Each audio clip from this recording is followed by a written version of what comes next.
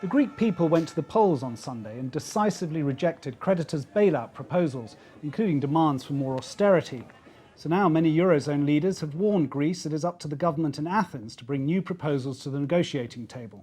Is this really the beginning of the end for Greece's Eurozone membership? Joining me to discuss this is Philip Stevens, our chief political commentator. Philip, welcome. So, is this it? Have we reached the moment?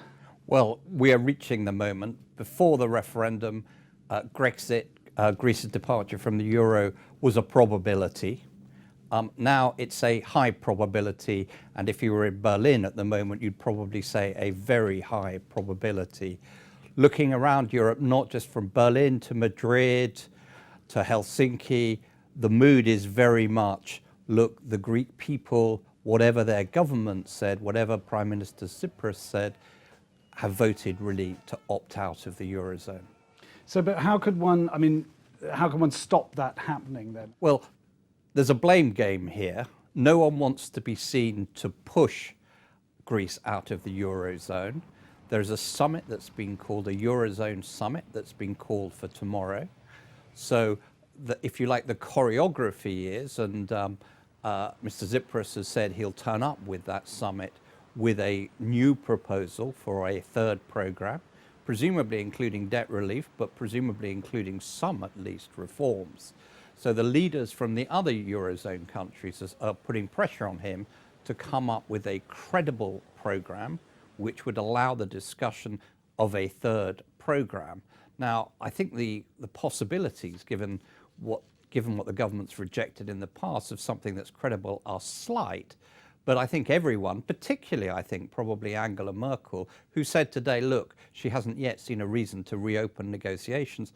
They want to give him the chance to, if you like, give them a reason to reopen negotiations. Well, assuming that this summit on Tuesday that he does, that Prime Minister Tsipras does come with a proposal that they can then work with and think about crafting a third programme. I mean, that's going to take months, isn't it? And meanwhile, we're hearing that the Greek banks are going to run out of cash perhaps in a matter of days. So there's an element of time pressure. That's the complication here, because the ECB at some point has to decide whether it's going to keep propping up the Greek banking system. And you have, as you say, two timelines here.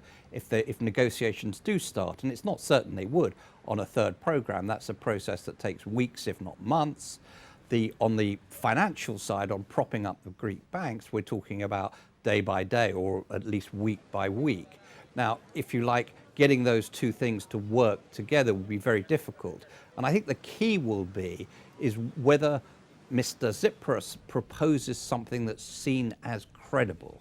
If he just comes with reheated proposals from the last few weeks, then I think the other political leaders will say, look, he's not serious, and the pressure then on the ECB will be to, as it were, pull the plug by stopping financing to the Greek banking system. So things could happen very quickly indeed. That would force Greece to de facto recreate a drachma. They might call it an IOU system, but they would have to do that very quickly. So I think all this now hinges on what does the Greek Prime Minister present to Eurozone leaders tomorrow. Now, he can ask for debt relief. I mean, the International Monetary Fund has said, look, Greece needs debt relief, and other European leaders have acknowledged that. But the key thing is they won't talk about debt relief unless there is a credible reform programme on the table.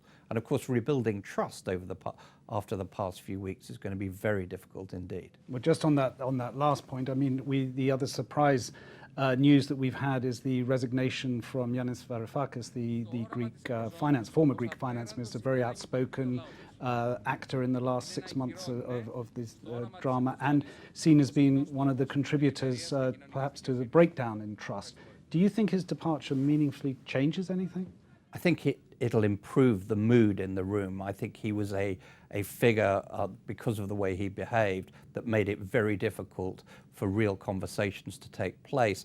But the substantive issues, is Greece prepared to adopt a tough reform programme, and is the EU or the Eurozone prepared in return to give debt relief. Those issues are the ones that matter. They're still on the table with or without Mr. Varoufakis. Right, and so we'll learn more about that then on Tuesday. Philip Stevens, thank you. And thank you for watching. To catch up on this and more topics covered by our comment team, please go to ft.com/comment.